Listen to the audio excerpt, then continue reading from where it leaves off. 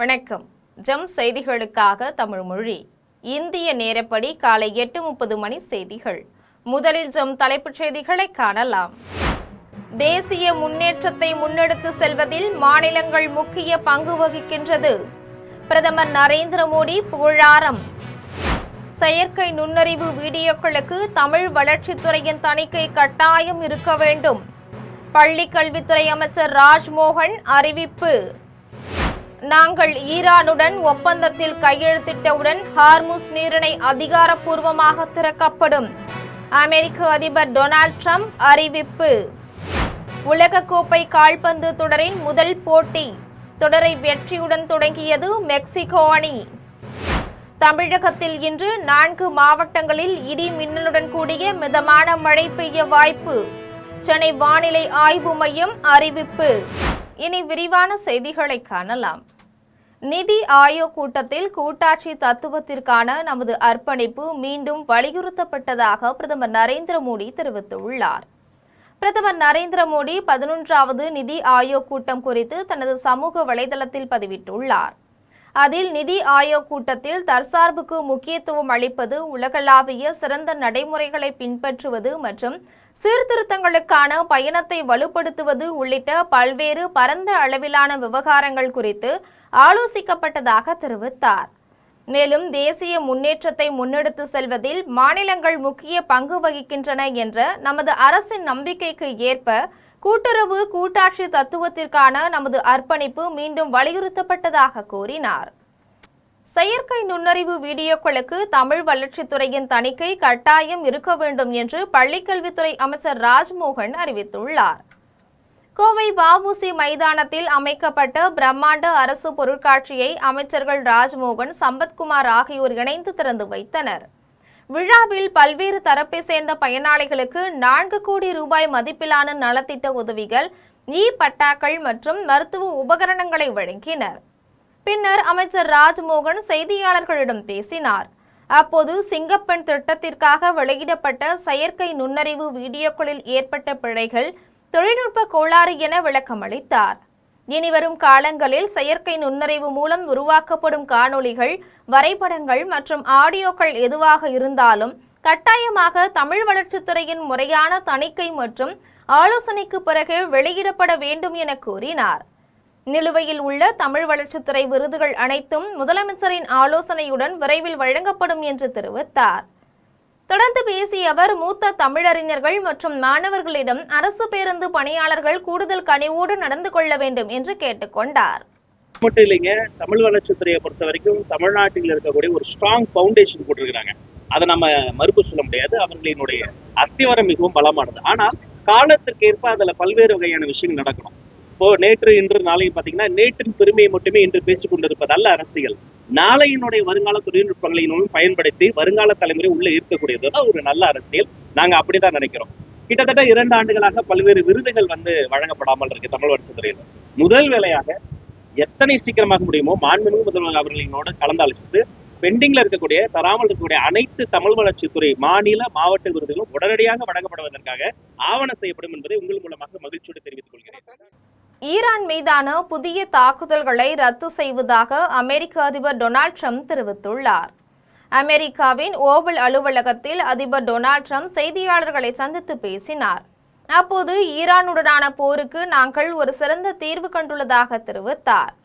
நாங்கள் ஒப்பந்தத்தில் கையெழுத்திட்டவுடன் ஹார்முஸ் நீரிணை அதிகாரப்பூர்வமாக திறக்கப்படும் என்று கூறினார். அது மிக விரைவில், ஒருவேளை இந்த வார இறுதியில் ஐரோப்பாவில் கூட நடக்கலாம் என்று தெரிவித்தார். மிக முக்கியமாக, ஈரான் ஒருபோதும் அணு ஆயுதத்தை வைத்திருக்காது என்ற ஒப்பந்தம் தங்களுக்கு கிடைத்துள்ளது. இதை அடைவதற்காக நாங்கள் மேற்கொண்ட முயற்சிகளின் முழு நோக்கமே அதுதான். எனவே இது ஒரு மிகப்பெரிய விஷயம் என்று கூறினார். மேலும் ஈரான் மீதான புதிய தாக்குதல்களை ரத்து செய்வதாக அறிவித்தார். உலகக்கோப்பை கால்பந்து தொடரின் முதல் போட்டியில் மெக்சிகோ அணி வெற்றி பெற்றது. உலகக்கோப்பை கால்பந்து தொடர் மெக்சிகோ, கனடா, அமெரிக்கா ஆகிய 3 நாடுகளில் நடைபெறுகிறது. இந்நிலையில் மெக்சிகோ நகரில் பிரம்மாண்ட துவக்க விழாவுடன் தொடங்கிய உலகக்கோப்பை கால்பந்து தொடரின் முதல் போட்டியில் மெக்சிகோ மற்றும் தென்னாப்பிரிக்கா அணிகள் மோதின. இதில் சிறப்பாக விளையாடிய மெக்சிகோ அணி 2-0 என்ற கோல் கணக்கில் அபார வெற்றி பெற்றது. இதன் மூலம் மெக்சிகோ அணி தொடரை வெற்றியுடன் தொடங்கியது. தமிழகத்தில் இன்று 4 மாவட்டங்களில் காலை 10 மணி வரை இடிமின்னலுடன் கூடிய மிதமான மழை பெய்ய வாய்ப்புள்ளதாக சென்னை வானிலை ஆய்வு மையம் தெரிவித்துள்ளது. தமிழகத்தில் ஒரு சில இடங்களிலும் புதுச்சேரி மற்றும் காரைக்கால் பகுதிகளிலும் இடிமின்னலுடன் கூடிய லேசானது முதல் மிதமான மழை பெய்யக்கூடும் என்று சென்னை வானிலை ஆய்வு மையம் தெரிவித்துள்ளது. இதன்படி தமிழகத்தில் கன்னியாகுமரி, தென்காசி, தூத்துக்குடி மற்றும் திருநெல்வேலி ஆகிய மாவட்டங்களில் இன்று காலை 10 மணி வரை இடிமின்னலுடன் கூடிய மிதமான மழை பெய்ய வாய்ப்புள்ளது. ககன்யான் போன்ற லட்சிய விண்வெளி திட்டங்களில் தனியார் துறையின் பங்களிப்பை அதிகரிக்க வேண்டும் என்றும் மத்திய அமைச்சர் ஜிதேந்திர சிங் தெரிவித்துள்ளார். அகமதாபாத்தில் விண்வெளி துறையை சேர்ந்த நிபுணர்களை ஒன்றிணைக்கும் தற்சார்பு அந்தாக்ஷ் அபியான் திட்டத்தின் கீழ் கருத்தரங்கம் நடைபெற்றது. இதில் மத்திய அமைச்சர் ஜிதேந்திர சிங் கலந்து கொண்டு உரையாற்றினார். அப்போது விண்வெளி துறையில் ஒற்றை சாளர அனுமதி முறை வேகமாகவும் வெளிப்படையாகவும் செயல்பட வேண்டும் என்று வலியுறுத்தினார். மேலும் ககன்யான் போன்ற லட்சிய விண்வெளி திட்டங்களில் தனியார் துறையின் பங்களிப்பை அதிகரிக்க வேண்டும் என்றும் கூறினார்.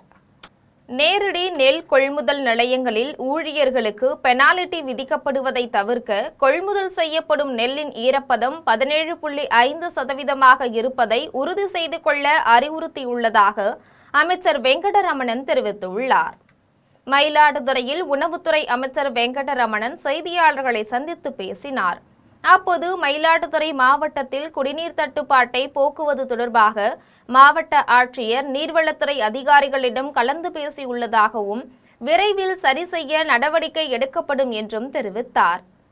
டிஎன்சிஎஸ்சியில் 14 ஆண்டுகளாக பணியாற்றும் தற்காலிக பணியாளர்கள் 7500 பேர் பணி நிரந்தரம் செய்யப்படாமல் இருப்பது குறித்து முதலமைச்சரிடம் ஆலோசித்து உரிய நடவடிக்கை எடுக்கப்படும் என்று கூறினார்.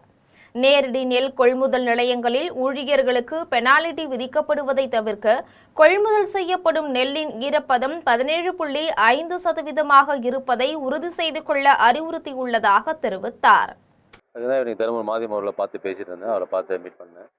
அவர்களோட கேட்கும்போது இந்த நெல் மணிகளை எப்படி நம்ம அரிசி நல்ல அரிசி நம்ம வீட்டுக்கு வரணும், மக்களுக்கு சென்றடைய வேணும்னா நல்ல உணவு கிடைக்கணும், நல்ல தரமான உணவு கிடைக்கணும் அப்படின்னா அரிசி முக்கியம், நெல்மணி முக்கியம். நெல்மணியை கொள்முதல் பண்ணுறோம், ஆனால் அதை ஸ்டோரேஜ் பண்ணும்போது ஃபெசிலிட்டி நல்லா இருக்கணும். இந்த மழையாலோ இல்லை அது சம்மந்தப்பட்ட நீர்நிலைகளாலோ பாதிப்பு வரக்கூடாது. அவர்கிட்டையும் கேட்டிருக்கேன், சில ஸ்பேஸ் கொடுத்துருக்காங்க. அந்த பகுதிகளை ஓப்பன் டிபிசியாக மட்டுமல்ல, இப்போ இருக்க டிபிசி ஓப்பனும் இப்போ கடைசி நேற்று கூட போய் பார்த்துட்டு வந்தேன். சில டிபிசி எல்லாம் நம்மளே ஆதீனம் அவர்களிருந்தும் மற்ற நிர்வாகத்திலும்.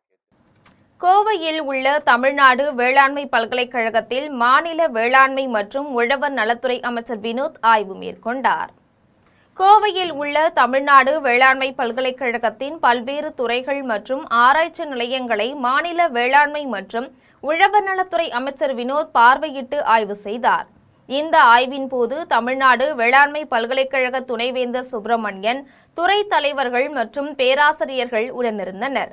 இந்நிகழ்ச்சியில் பல்கலைக்கழகத்தின் நெல் ஆராய்ச்சி மையத்தில் காட்சிப்படுத்தப்பட்ட நெல் ரகங்கள் மற்றும் அவற்றின் சாகுபடி குறித்து அமைச்சர் கேட்டறிந்தார்.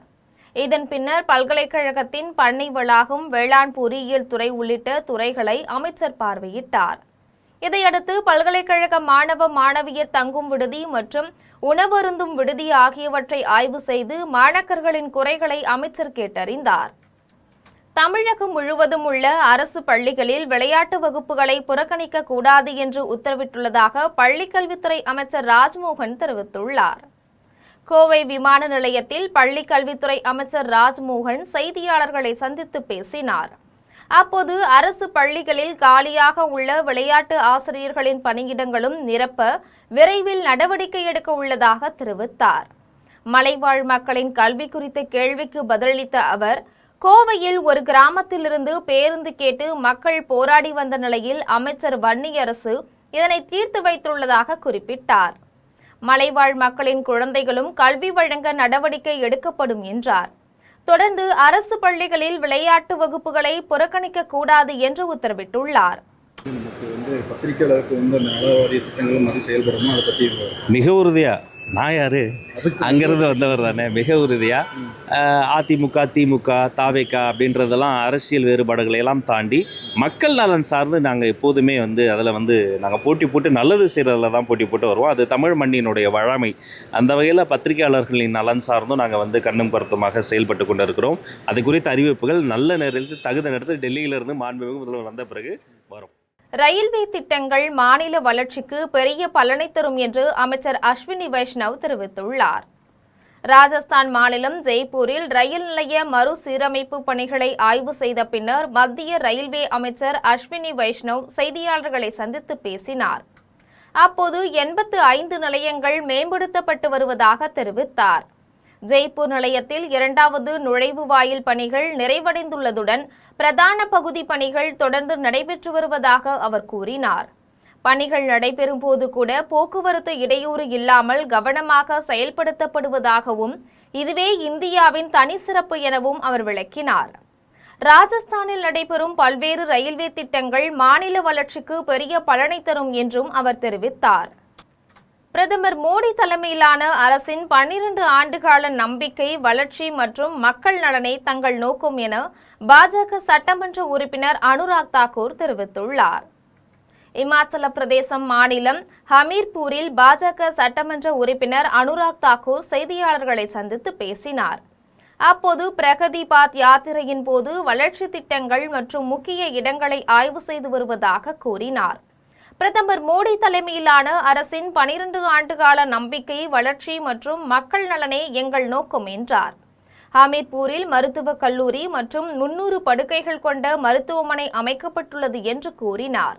நவீன உட்கட்டமைப்புடன் இந்த வசதிகள் செயல்படுவது மகிழ்ச்சி அளிப்பதாகவும் மருத்துவக் கல்லூரியில் 600 மாணவர்கள் பயின்று வருவதாகவும் கூறினார். காமராஜர் காலத்தில் எப்படி காங்கிரசின் குரல் ஓங்கி நின்றதோ அந்த காங்கிரஸை இப்போது கொண்டு வர வேண்டும் என்று பிரவீன் சக்கரவர்த்தி தெரிவித்துள்ளார். தமிழ்நாட்டிலிருந்து காங்கிரஸ் சார்பில் மாநிலங்களவை உறுப்பினராக போட்டியின்றி தேர்ந்தெடுக்கப்பட்ட பிரவீன் சக்கரவர்த்தி சென்னை தலைமைச் செயலகத்தில் தேர்தல் நடத்தும் அதிகாரியிடம் உறுப்பினர் சான்றிதழ்களை பெற்றார். பின்னர் அவர் சென்னை டி நகரில் உள்ள காமராஜர் நினைவு இல்லத்தில் பெருந்தலைவர் காமராஜ் சிலைக்கு மாலை அணிவித்து மரியாதை செலுத்தினார். இதையடுத்து செய்தியாளர்களை சந்தித்த அவர், கடந்த 50 ஆண்டுகளுக்கு பிறகு கூட்டணி அரசில் காங்கிரசுக்கு வாய்ப்பு கிடைத்துள்ளது. இதை பெரிய பொறுப்பாக கருதி கட்சியை வலுப்படுத்த பாடுபடுவேன் என்று தெரிவித்தார். எப்படி பெருந்தலைவர் காமராஜர் காலத்தில் காங்கிரசின் குரல் ஓங்கி நின்றதோ அந்த காங்கிரஸ் கொண்டு வர வேண்டும் என்று தான் விரும்புவதாக கூறினார். மேலும் தமிழ்நாடு முதல்வர் விஜய்க்கு நன்றி தெரிவித்த அவர், கண்டிப்பாக காங்கிரசின் குரல் தமிழ்நாட்டில் தொடர்ந்து ஒலிக்கும் என்று தெரிவித்தார். அந்த காங்கிரஸை திருப்பி கொண்டு வர வேண்டும் அப்படின்னு எங்களுடைய விருப்பம், ஆசை, நம்பிக்கை. ஒரு 50 வருஷத்துக்கு அப்புறம் தமிழ்நாட்டில் ஒரு கூட்டணி ஆட்சி அமைஞ்சிருக்கு. அந்த கூட்டணி ஆட்சியின் முதல் பிரதிநிதியா பாராளுமன்றத்தில் எனக்கு ஒரு வாய்ப்பு கிடைத்திருக்கு. இது ஒரு பெரிய பொறுப்பாக தான் நான் கருதுகிறேன். இந்த பொறுப்புக்கு மாண்புமிகு முதலமைச்சர் திரு ஜோசப் விஜய் அவர்களுக்கும் தமிழக வெற்றி கழக கட்சி தொண்டர்கள், சப்போர்ட்டர்ஸுக்கும், இந்திய தேசிய காங்கிரஸ் கட்சி தலைவர்கள், தொண்டர்களுக்கும் என் மனமார்ந்த நன்றியை தெரிவிக்கிறேன். சீர்காழியில் மழையால் பாதிக்கப்பட்ட பயிர்களுக்கு உரிய காப்பீட்டுத் தொகை வழங்காததால் விவசாயிகள் ஆய்வுக்கு வந்த உணவுத்துறை அமைச்சரிடம் கோரிக்கை விடுத்துள்ளனர். மயிலாடுதுறை மாவட்டம் சீர்காழியில் பெய்த கனமழையால் கடைமடை பகுதியில் விவசாயம் செய்யப்பட்டுள்ள சுமார் 1 லட்சம் ஏக்கர் சம்பா நெற்பயிர்கள் தண்ணீரில் மூழ்கியது. இதனால் விவசாயிகள் வேதனை தெரிவித்தனர். சீர்காழி, கொள்ளிடம், மாதானம், செருகுடி உள்ளிட்ட பல்வேறு கிராமங்களுக்கு காப்பீட்டுத் தொகை வழங்கப்படவில்லை என்று விவசாயிகள் குற்றம் சாட்டினர். இந்நிலையில் எருக்கூரில் செயல்பட்டு வரும் தமிழ்நாடு நுகர்பொருள் வாணிப கழகம் நவீன அரிசி ஆலையில் ஆய்வு செய்து வந்த உணவுத்துறை அமைச்சர் வெங்கடரமணிடம் காப்பீட்டுத் தொகை பெற்றுத்தர கோரி மனு அளித்தனர். அதனைத் தொடர்ந்து அமைச்சர் அரிசி ஆலையில் நெல்லை அரைக்கும் இயந்திரம் பராமரிப்பு இல்லாமல் கிடப்பதை ஆய்வு செய்து அதிகாரிகளுக்கு விரைந்து நடவடிக்கை எடுக்க உத்தரவிட்டார். சீர்காழி தாலுகா இங்கே தான் பாதிப்பு அதிகமாக இருக்கு. பட் இது புள்ளியியல் துறைன்னு ஒரு துறையை கணக்கெடுக்கிறாங்க. சரியான கணக்கு கொடுக்கறதில்ல. அதிகப்படியாக விவசாயிகளாகிய நாங்கள் பாதிப்படைஞ்சிருக்கோம். கடந்த 5 வருஷமா பார்த்தீங்கன்னு சொன்னால் தொடர்ச்சியாக நாங்கள் வந்து அந்த இன்சூரன்ஸ் பண்ணிட்டு வரோம். அந்த இன்சூரன்ஸ் கம்பெனி எங்களுக்கு சரியான அந்த இழப்பீட்டு தொகையை வந்து பெற்றுத்தரதே இல்லை. இதனால் இங்கே சீர்காழி பகுதியில் உள்ள அனைத்து விவசாயிகளுமே மிகுந்த வேதனையில் இருக்கிறோம். திமுக ஆட்சியில் வழங்கப்பட்டதை போன்று குறுவை தொகுப்பு திட்டத்தை தாவேக அரசு உடனடியாக வழங்க வேண்டும் என சட்டமன்ற உறுப்பினர் துரை சந்திரசேகரன் வலியுறுத்தியுள்ளார். தஞ்சையில் சட்டமன்ற உறுப்பினர் துரை சந்திரசேகரன் செய்தியாளர்களை சந்தித்து பேசினார். அப்போது டெல்டா மாவட்டங்களில் மும்முனை மின்சாரம் வழங்கப்படாததால் நடவு செய்யப்பட்ட நெற்பயிர்கள் காய்ந்து வருகின்றது என்று குற்றம் சாட்டினார். மின் தட்டுப்பாடு மற்றும் குடிநீர் பிரச்சனையால் விவசாயிகள், பொதுமக்கள் பல இடங்களில் போராட்டத்தில் ஈடுபட்டு வருவதாகவும் அவர் கூறினார். மற்றவர்கள் மீது வீண்பழி சுமத்துவதை விடுத்து மின்துறை மற்றும் வேளாண் துறை அமைச்சர்கள் நேரில் ஆய்வு செய்து நடவடிக்கை எடுக்க வேண்டும் என வலியுறுத்தினார். மேலும் கடந்த திமுக ஆட்சியில் வழங்கப்பட்டதை போன்று குறுவை தொகுப்பு திட்டத்தை உடனடியாக அறிவிக்க வேண்டும் என்றும் அவர் கோரிக்கை விடுத்தார். அரசாங்கம் வந்து தட்டி கழிக்க கூடாது. பழைய திமுக ஆட்சியில தான் காரணம், அந்த மின்சார தடைக்கு காரணம்னு சொல்றது வீண் பழி. ஆனால் அதை வந்து விட்டு இந்த ஆய்வு செய்து மின்சாரத்துறை அமைச்சர், நமது மாவட்டத்தினுடைய வேளாண்மைத்துறை அமைச்சர் இவங்கெல்லாம் வந்து ஆய்வு செய்து உரிய முறையில் அந்த மின்சாரத்தை வழங்கணும். வழங்கினாதான் விவசாயத்தை காப்பாற்ற முடியும். அந்த பணியை செய்யாமல் பேட்டி கொடுக்கறது மாதிரி தவறாக எங்க திமுக மேல பழிய போடுறதை விட்டுட்டு இந்த பணியை செய்யறதை கேட்டுக்கிறோம். நள்ளிரவில் மின்வெட்டு ஏற்படுவதால் பகுதி மக்கள் தொடர்ந்து அவதிப்பட்டு வருகின்றனர் என்று வளசரவாக்கத்தில் நடைபெற்ற மண்டலக்குழு கூட்டத்தில் கவுன்சிலர்கள் குற்றம் சாட்டினர். தமிழக சட்டமன்ற தேர்தல் நடந்து முடிந்த பின்னர் வளசரவாக்கத்தில் மண்டலக்குழு தலைவர் ராஜன் தலைமையில் நடைபெற்றது. கூட்டத்தில் பங்கேற்ற கவுன்சிலர்கள் பேசினர். அப்போது மதுரவாயல், ராமாபுரம், வளசரவாக்கம், போரூர், நெற்குன்றம் உள்ளிட்ட பகுதியில் நள்ளிரவில் மின்வெட்டு ஏற்படுவதால் பகுதி மக்கள் தொடர்ந்து அவதிப்பட்டு வருவதாக குற்றம் சாட்டினர். இதேபோன்று 145வது வார்டு அதிமுக கவுன்சிலர் சத்யநாதன் பேசினார். அப்போது தேர்தல் தேதி அறிவிப்பதற்கு 10 நாட்களுக்கு முன்பு நெற்குன்றத்தில் மாநகராட்சி பள்ளியின் அருகே டாஸ்மாக் கடை திறக்கப்பட்டது என்றும், ஆட்சியில் அமர்ந்த பின்னர் அரசு பள்ளி மற்றும் வழிபாட்டு தலங்கள் அருகே உள்ள டாஸ்மாக் கடைகள் மூடப்படும் என அறிவித்திருந்த நிலையில் நெற்குன்றம் மாநகராட்சி பள்ளியிலிருந்து 60 மீட்டர் தூரத்தில் உள்ள டாஸ்மாக் கடை இன்னும் மூடவில்லை என்றும் அதிமுக கவுன்சிலர் சத்யநாதன் தெரிவித்தார்.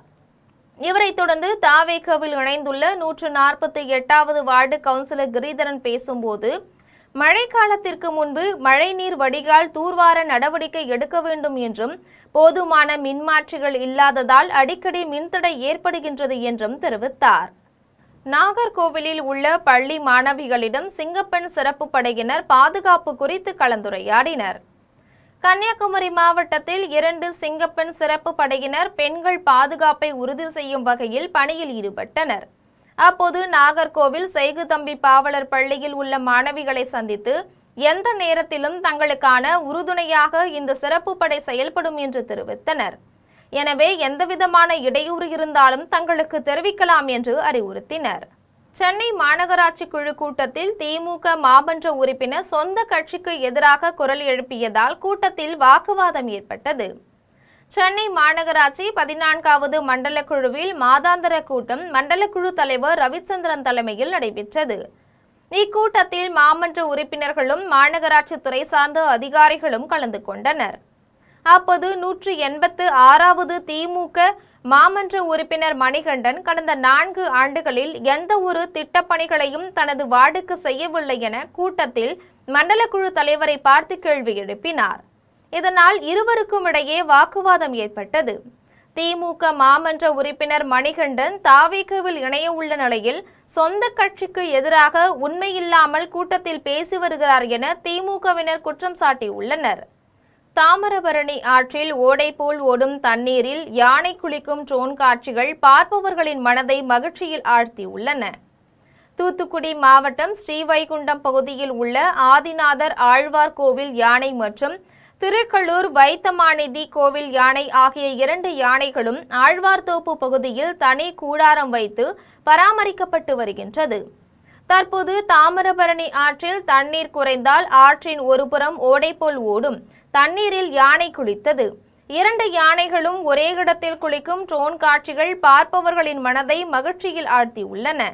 மீஞ்சூர் அருகே தொடர் மின்வெட்டை கண்டித்து நள்ளிரவில் பொதுமக்கள் சாலை மறியலில் ஈடுபட்டதால் அப்பகுதியில் பெரும் பரபரப்பு ஏற்பட்டுள்ளது.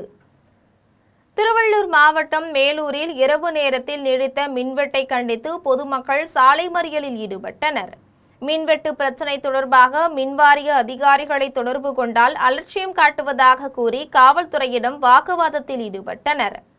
தொடர்ந்து புதிய மின்மாற்றிகளை அமைத்து சீரான மின்சாரம் வழங்க நடவடிக்கை எடுப்பதாக மின்வாரிய அதிகாரிகள் உறுதியளித்ததை தொடர்ந்து பொதுமக்கள் சாலை மறியலை கைவிட்டு அங்கிருந்து கலைந்து சென்றனர். இதனால் பொன்னேரி திருவொற்றியூர் சாலையில் சிறிது நேரம் போக்குவரத்து பாதிக்கப்பட்டது. மத்திய அரசு கொள்முதல் செய்த நெல்லுக்கான ரூபாய் 500 கோடி வழங்க வேண்டும் என வலியுறுத்தி திருச்சி ஜங்ஷன் ரயில் நிலையத்தில் ஐயாக்கண்ணு தலைமையில் விவசாயிகள் தர்ணா போராட்டத்தில் ஈடுபட்டனர். தமிழக அரசின் நேரடி நெல் கொள்முதல் நிலையங்கள் மூலம் விவசாயிகள் விளைவிக்கும் நெல் கொள்முதல் செய்யப்படுகின்றது. இதேபோன்று மத்திய அரசின் நேஷனல் கன்சியூமர் கோஆபரேட்டிவ் ஃபெடரேஷன் சார்பில் டெல்டா உள்ளிட்ட தமிழகத்தின் பல்வேறு பகுதிகளில் கொள்முதல் நிலையங்கள் அமைக்கப்பட்டு தமிழக விவசாயிகளிடம் நெல் கொள்முதல் செய்யப்பட்டது. ரூபாய் 500 கோடிக்கு மேல் நெல் கொள்முதல் செய்யப்பட்டு 3 மாதங்களாகியும் இதுவரை விவசாயிகளுக்கு பணம் கொடுக்கவில்லை என்பதால் இது தொடர்பாக சமீபத்தில் தேசிய தென்னிந்திய நதிகள் இணைப்பு விவசாயிகள் சங்க தலைவர் ஐயாக்கண்ணு தமிழக முதலமைச்சர் ஜோசப் விஜயை சந்தித்து கோரிக்கை விடுத்தார். அப்போது மத்திய அரசிடமிருந்து 15 நாட்களில் அந்த தொகையை பெற்றுத்தர நடவடிக்கை எடுக்கப்படும் என தெரிவித்திருந்தார். ஆனால் இதுவரை விவசாயிகளுக்கு பணம் வந்து சேரவில்லை என்பதால் டெல்லியில் உள்ள சம்பந்தப்பட்ட அதிகாரியை பார்ப்பதற்காக ஐயாக்கண்ணு தலைமையிலான விவசாயிகள் ரயில் மூலம் டெல்லி புறப்பட்டு செல்ல திருச்சி ஜங்ஷன் ரயில் நிலையத்திற்கு வந்தனர். அப்போது ரயில்வே பாதுகாப்பு படை காவலர்கள் விவசாயிகளை தடுத்து நிறுத்தினர். அதனைத் தொடர்ந்து ரயில் நிலைய நுழைவு வாயில் பகுதியில் விவசாயிகள் தரையில் அமர்ந்து தர்ணா போராட்டத்தில் ஈடுபட்டனர். இதனால் அங்கு பரபரப்பு நிலவியது.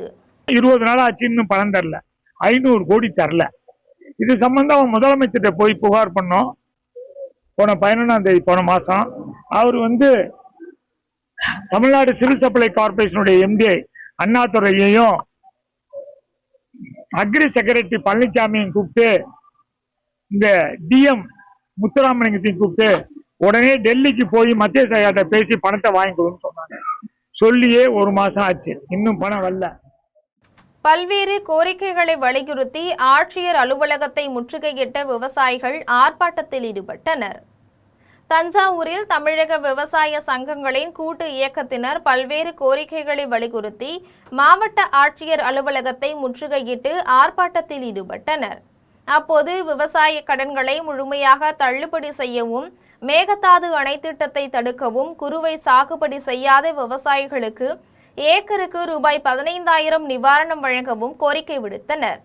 மேலும் விவசாயிகளை இழிவுபடுத்தி பேசிய அமைச்சர் ஆதவ் அர்ஜுனா மன்னிப்பு கேட்க வேண்டும் என வலியுறுத்தினர். போராட்டத்தை ஒட்டி மாவட்ட ஆட்சியர் அலுவலகம் வளாகத்தில் பலத்த போலீஸ் பாதுகாப்பு போடப்பட்டிருந்தது. இப்ப தேர்தல் வாக்குறுதிப்படி 5 ஏக்கர் குறு விவசாயிகளுக்கு முழு கடனையும் தள்ளுபடி பண்ணுறதா அறிவிச்சாங்க. அதே மாதிரி பெரிய விவசாயிகளுக்கு 50% தள்ளுபடி பண்ணுறதுன்னு அறிவிச்சாங்க. இதுவரையிலையும் தள்ளுபடி பண்ணலை. இப்போ மேட்டூரில் தண்ணி கிடையாது. 6 லட்சம் ஏக்கருக்கு மேலே நாங்கள் குறு விவசாயம் பண்ணுவோம். போதைப் பொருள் மொத்த விற்பனை கும்பல் மீது நடவடிக்கை எடுக்க வலியுறுத்தியும் இந்திய மாதர் தேசிய சம்மேளனம் சார்பில் கண்டன ஆர்ப்பாட்டம் நடைபெற்றது. திருச்சி மாவட்டம் காஜாப்பேட்டையில் இந்திய மாதர் தேசிய சம்மேளனம் சார்பில் கஞ்சா மற்றும் போதைப்பொருள் விற்பனையை தடுக்க பெண்கள் மற்றும் பொதுமக்கள் ஆர்ப்பாட்டத்தில் ஈடுபட்டனர். அப்போது அங்கு வந்த காவல்துறையினர் அனுமதியின்றி போராட்டம் நடத்த முடியாது என கூறி கலைந்து செல்லுமாறு எச்சரித்ததாக கூறப்படுகின்றது.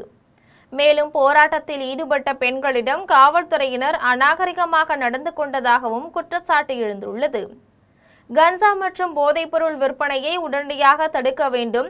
சம்பவத்தில் தொடர்புடைய காவல்துறையினர் மீது உரிய விசாரணை நடத்தி நடவடிக்கை எடுக்க வேண்டும் என்றும் பொதுமக்கள் மற்றும் சமூக ஆர்வலர்கள் கோரிக்கை விடுத்துள்ளனர். அப்துல் கலாம் ஐயா என்ன சொன்னாரு, வருங்கால இந்தியா நம்ம இளைஞர் கையிலன்னு சொன்னார்ல. இப்ப உண்மையாலுமே இளைஞர் கையில எல்லாம் இல்ல. இளைஞர் பூரா என்ன பண்றாங்கன்னா அந்த போதை மாத்திரை பின்னாடியே தான் போயிட்டு இருக்கிறாங்க. நாங்க தமிழக அரசுக்கு என்ன கோரிக்கை வைக்கிறேன்னா, இதுக்கு முன்னாடி நடந்த ஆட்சியில சந்து பொந்து இந்த எங்க பார்த்தாலும் கஞ்சா, ஸ்கூல் பசங்க கஞ்சா, ஊசி, காலேஜ்ல கஞ்சா ஊசி எல்லார் வீட்லயும். இப்ப இந்த இடம் வந்து மெயினான இடத்துல எல்லார் வீட்லயும் கஞ்சா. வீட்டுக்கு ஒரு இளைஞர்கள் வந்து இந்த கஞ்சாவுக்கு அடிமை விக்கிறாங்க. ஒரு தனி நபருக்கு வந்து ஒரு இடத்துல கஞ்சா வச்சுக்கிட்டு எல்லா இளைஞர்கள்ட்ட கொடுத்து கொண்டு விக்கிறாங்க. சூலூர் சிறுமி வழக்கில் கைதான இருவரிடமும் குற்றப்பத்திரிகை நகல்கள் வழங்கப்பட்டுள்ளது. கோவை மாவட்டம் சூலூரில் 10 வயது சிறுமி பாலியல் வன்கொடுமை செய்யப்பட்டு உயிர் பறிக்கப்பட்டார். இந்த வழக்கில் கார்த்திக், மோகன்ராஜ் கைது செய்யப்பட்டு போக்சோ மற்றும் கொலை வழக்கு பதிந்து மத்திய சிறையில் அடைக்கப்பட்டுள்ளனர்.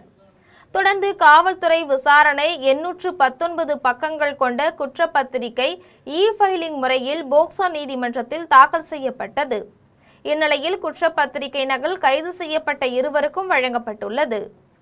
ஏரலில் கஞ்சா கடத்தி வந்த இளம்பெண் உள்ளிட்ட 2 பேரிடமிருந்து காவல்துறையினர் 2 கிலோ கஞ்சாவை பறிமுதல் செய்தனர். தூத்துக்குடி மாவட்டம் ஏரல் பகுதியில் கஞ்சா கடத்தி வரப்பட்டதாக ஏரல் காவல்துறையினருக்கு தகவல் கிடைத்தது.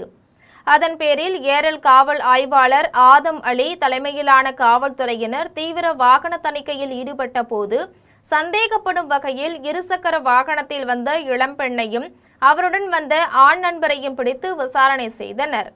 அதில் ஏரல் அருகே உள்ள கோட்டூர் தெற்கு தெருவை சேர்ந்த கனிதா மற்றும் அவரது 2 நண்பர்களும் கஞ்சா கடத்தி வந்தது தெரிய வந்தது.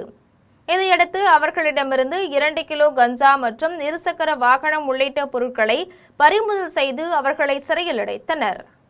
திருச்சி காட்டூர் பகுதியில் சிறுமிக்கு பாலியல் ரீதியாக சைகை காட்டி தொந்தரவு செய்த ரவுடியை அனைத்து மகளிர் காவல்துறையினர் கைது செய்தனர். திருச்சி காட்டூர் பகுதியை சேர்ந்த மனோஜ் என்பவர் தனது 15 வயது மகளுடன் அரியமங்கலம் ரயில் நகர் பகுதியில் உள்ள பேக்கரி கடைக்கு வந்திருந்தார். அப்போது அங்கு வந்த அரியமங்கலம் மலையப்பன் நகரை சேர்ந்த ரவுடி ரங்கநாதன் குடிபோதையில் கடையில் நின்றிருந்த சிறுமியிடம் பாலியல் ரீதியான சைகைகளை காட்டி பாலியல் தொந்தரவு செய்துள்ளார். இதுகுறித்து சிறுமியின் தந்தை மனோஜ் அளித்த புகாரின் பேரில் பொன்மலை அனைத்து மகளிர் காவல் நிலைய காவல்துறையினர் ரவுடி ரங்கநாதன் மீது வழக்கு பதிவு செய்து போக்சோ சட்டத்தில் கைது செய்தனர். சரித்திர பதிவேடு குற்றவாளியான ரங்கநாதன் மீது கொலை முயற்சி உள்ளிட்ட 7 வழக்குகள் நிலுவையில் உள்ள நிலையில் கடந்த சில மாதங்களாக சிறையில் இருந்த ரங்கநாதன் 2 நாட்களுக்கு முன்பு ஜாமீனில் வெளியே வந்தார் என்பது குறிப்பிடத்தக்கது. எர்ணாகுளம் அருகே குப்பை அகற்றும் லாரி டேங்கர் லாரி மீது மோதியதில் கட்டுப்பாட்டை இழந்து பாலத்தின் தடுப்பு சுவரை உடைத்து அந்தரத்தில் தொங்கிய சம்பவம் பரபரப்பை ஏற்படுத்தியுள்ளது. கேரள மாநிலம் எர்ணாகுளம் மாவட்டம் தேவர் பாலத்தில் சென்ற குப்பை அகற்றும் லாரி டேங்கர் லாரி மீது மோதியதில் கட்டுப்பாட்டை இழந்து பாலத்தின் தடுப்பு சுவரை உடைத்து அந்தரத்தில் தொங்கியது. விபத்தில் லாரி ஓட்டுநர் சிறு காயங்களுடன் உயிர் தப்பினார். தகவல் அறிந்து வந்த தீயணைப்பு மற்றும் மீட்பு படையினர் 2 கிரேன்களின் உதவியுடன் சுமார் 4 மணி நேரம் போராடி லாரியை பத்திரமாக மீட்டனர். இந்த மீட்பு பணியால் அப்பகுதியில் பல மணி நேரம் போக்குவரத்து பாதிக்கப்பட்டது. மதக்கடி பகுதியில் தென்னை மரத்தின் கீழ் மழைக்கு ஒதுக்கிய போது இடி விழுந்ததில் படுகாயமடைந்த பள்ளி மாணவன் சிகிச்சைக்காக காரைக்கால் அரசு மருத்துவமனையில் அனுமதிக்கப்பட்டுள்ளார். புதுச்சேரி மாநிலம் காரைக்கால் மாவட்டத்தில் மதக்கடி பகுதியில் இடியுடன் பெய்த மழையில் தென்னை மரத்தின் அருகில் நின்றிருந்த 7ஆம் வகுப்பு அரசு பள்ளி மாணவன் அஸ்வித் மீது இடி விழுந்தது. இதில் பலத்த காயமடைந்த மாணவன் அஸ்வித்தை அருகிலிருந்த பொதுமக்கள் மீட்டு உடனடியாக அருகிலிருந்த காரைக்கால் அரசு மருத்துவமனைக்கு கொண்டு சென்றனர். அங்கு தீவிர சிகிச்சை பிரிவில் மாணவன் அஸ்வித் சிகிச்சை பெற்று வருகிறார். அரசு பள்ளி மாணவன் மீது இடி விழுந்த சம்பவம் காரைக்காலில் பெரும் சோகத்தை ஏற்படுத்தியது. தனியார் பேருந்தும் இருசக்கர வாகனமும் நேருக்கு நேர் மோதிய விபத்தில் 2 இளைஞர்கள் உயிரிழந்த சம்பவம் அப்பகுதியில் பெரும் சோகத்தை ஏற்படுத்தியுள்ளது. தூத்துக்குடி மாவட்டம் கருங்குளத்தில் அங்கப்பன் மற்றும் அவர் நண்பர் இசக்கிமுத்து இருவரும் கருங்குளத்திலிருந்து ஸ்ரீவைகுண்டம் நோக்கி இருசக்கர வாகனத்தில் சென்று கொண்டிருந்தனர். அப்போது திருச்செந்தூரில் இருந்து திருநெல்வேலி நோக்கி தனியார் பேருந்து ஒன்று வந்து கொண்டிருந்தது. இந்நிலையில் புளியங்குளம் பகுதியில் பேருந்தும் இருசக்கர வாகனமும் எதிர்பாராத விதமாக மோதி விபத்துக்குள்ளானது. இவ்விபத்தில் இருசக்கர வாகனத்தில் பயணித்த இருவரும் நிகழ்விடத்திலேயே உயிரிழந்தனர். இச்சம்பவம் அறிந்து விரைந்து வந்த காவல்துறையினர் இருவரது உடலையும் மீட்டு உடற்கூறாய்வுக்காக திருநெல்வேலி அரசு மருத்துவமனைக்கு அனுப்பி வைத்தனர். மேலும் சம்பவம் தொடர்பாக பேருந்து ஓட்டுநர் மீது வழக்கு பதிவு செய்து விசாரணை மேற்கொண்டு வருகின்றனர். இச்சம்பவம் அப்பகுதியில் பெரும் சோகத்தை ஏற்படுத்தியுள்ளது. திருக்கழுக்குன்றம் வேதகிரீஸ்வரர் கோவிலின் அடிவாரத்தில் இந்து முன்னணியினர் பட்டாசு வெடித்து உற்சாக வரவேற்பு அளித்தனர். செங்கல்பட்டு மாவட்டம் திருக்கழுக்குன்றம் அடுத்த மங்களம் பைபாஸ் சாலையில் ஞானமூர்த்தீஸ்வரர் சமேத குலசேகரப்பட்டினம் முத்தாரம்மன் ஆலயம் கட்டப்பட்டு வருகின்றது. ஆலய திருப்பணிகள் 70% முடிவடைந்த நிலையில் அங்கு புதிதாக சிலைகள் செய்யப்பட்டது. திருக்கழுக்குன்றம் வேதகிரீஸ்வரர் கோவில் அடிவாரத்தில் வந்த சுவாமி சிலைகளுக்கு இந்து முன்னணி அமைப்பினர் பட்டாசு வெடித்து உற்சாக வரவேற்பு அளித்தனர். கோவிலின் வாயில் வழியாக கோவில் கட்டப்படும் மங்களம் பகுதிக்கு சுவாமி சிலைகளை கொண்டு சென்றனர். பிரதிஷ்டை செய்ய உள்ள அனைத்து தெய்வ சிலைகளையும் ஒரு மண்டலம் 48 நாட்கள் புனித நீரில் வைக்கும் பணி மேற்கொள்ளப்பட்டது. வழி நெடுகிலும் ஆன்மீக அன்பர்கள் பலர் ஞானமூர்த்தீஸ்வரர் குலசேகரப்பட்டினம் முத்தாரம்மன் சுவாமி சிலைகளை வழிபாடு செய்தனர். தென்மேற்கு பருவமழை தீவிரமடைந்துள்ள நிலையில் முக்கிய சாலைகளில் மழைநீர் தேங்கி போக்குவரத்து பாதிக்கப்பட்டதால் பொதுமக்களும் வாகன ஓட்டிகளும் கடும் அவதியடைந்துள்ளனர். கேரளாவில் தென்மேற்கு பருவமழை தீவிரமடைந்து பல மாவட்டங்களில் கனமழை மற்றும் சாரல் மழை பெய்து வருகின்றது. அந்த வகையில் இடுக்கி, எர்ணாகுளம், திருச்சூர் மாவட்டங்களுக்கு ஆரஞ்சு அலர்ட் விடுத்து வானிலை ஆய்வு மையம் அறிவித்துள்ளது. மேலும் 10 மாவட்டங்களுக்கு மஞ்சள் எச்சரிக்கை விடுக்கப்பட்டு முன்னெச்சரிக்கை நடவடிக்கைகள் எடுக்கப்பட்டு வருகின்றன. திருவனந்தபுரத்தில் தம்பானூர், ஸ்ரீகாரியம் உள்ளிட்ட முக்கிய சாலைகளில் மழைநீர் தேங்கி போக்குவரத்து பாதிக்கப்பட்டது.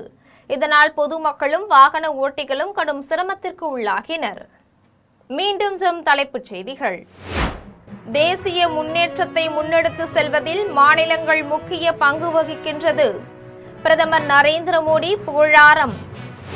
செயற்கை நுண்ணறிவு வீடியோக்களுக்கு தமிழ் வளர்ச்சித்துறையின் தணிக்கை கட்டாயம் இருக்க வேண்டும். பள்ளிக் கல்வித்துறை அமைச்சர் ராஜ்மோகன் அறிவிப்பு. நாங்கள் ஈரானுடன் ஒப்பந்தத்தில் கையெழுத்திட்டவுடன் ஹார்முஸ் நீரிணை அதிகாரப்பூர்வமாக திறக்கப்படும். அமெரிக்க அதிபர் டொனால்ட் ட்ரம்ப் அறிவிப்பு. உலகக்கோப்பை கால்பந்து தொடரின் முதல் போட்டி. தொடரை வெற்றியுடன் தொடங்கியது மெக்சிகோ அணி.